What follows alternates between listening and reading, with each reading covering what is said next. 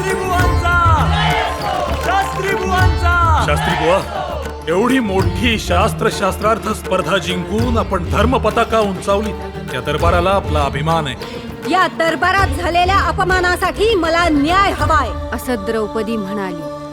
फुलवंतीबाई, आपण कुणावर आरोप करताय कळताय का आपल्याला?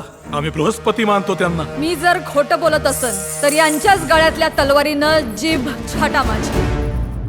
थांबा. तू जसा तुझ्या क्षेत्रामध्ये विद्वान आहेस, महापंडित आहेस, तशी ती नाचगाणं करणारी स्त्री सुद्धा तिच्या क्षेत्रामध्ये महापंडिता असू शकेल की नाही? बोलून बसलो. या बाई जे बोलतायत ते खरे श्रीमंत. शास्त्री बुवांसारखा संयमी माणूस असा कसा चुकला? चुकला ना. पुरुषाच्या काळजाला सहज कळावी एवढी बाईची व्यथा उथळणे.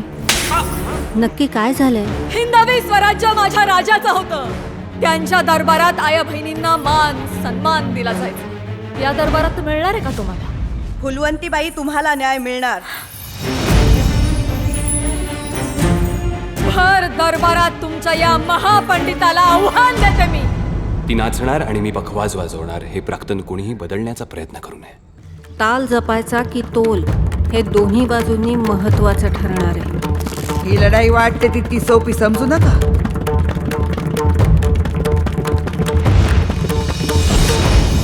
तुमच्या आव्हानास मी तयार आहे. तुम्ही? मी पण तयार आहे तुमच्या आव्हानाला.